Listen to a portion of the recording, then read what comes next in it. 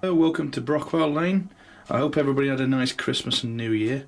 I had intended to do a video between Christmas and New Year, but I got the flu and that was the end of that. But getting better now. It's middle of January, cold and miserable, nothing much to do but modelling. So I'll show you what I've been up to recently. New purchase I made over the festive period.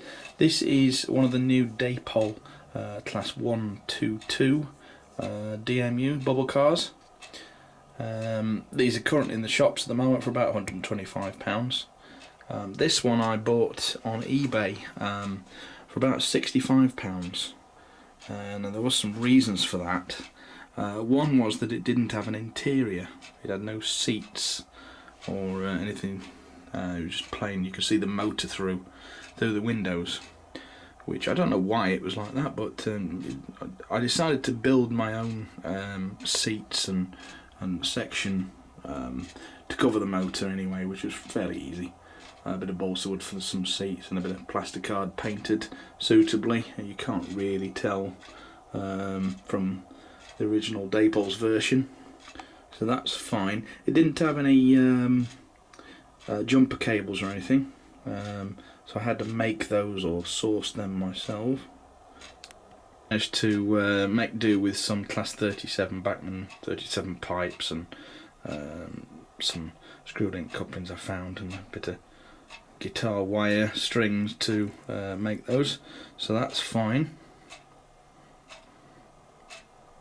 It's a very nice looking model. It wasn't the colour I wanted particularly, but it was the colour I got because it was going cheap. So I've weathered the front end a little bit there. You can see where the wiper swipes are, and some muck around the bottom edge.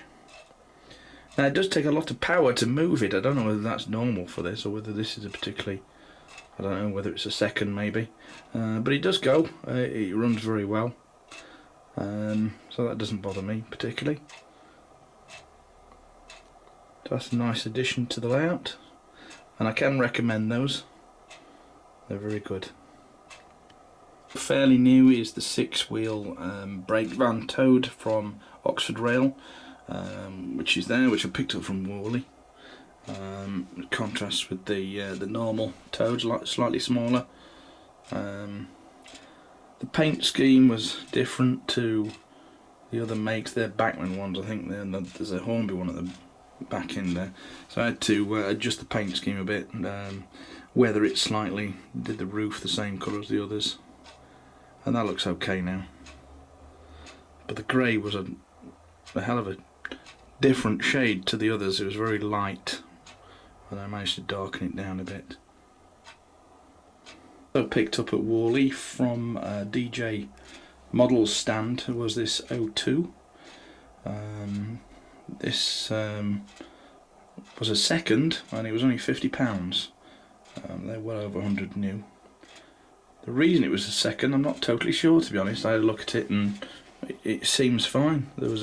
It says there was a gap in the cab roof, but I couldn't find it. There was no detail parts in there, so I had to again I had to find some to go on the top. I renumbered it as well, and there's a crew in the cab, coal in the bunker, and I might further weather it in the future, but it is a superb runner and well worth £50 I paid for it. And I know a few others out there got the same sort of model because they had quite a few on sale. So that was a real bargain.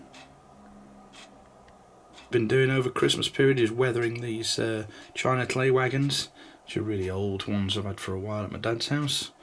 They were looking a bit shoddy, so I re-weathered them. Not quite finished with them.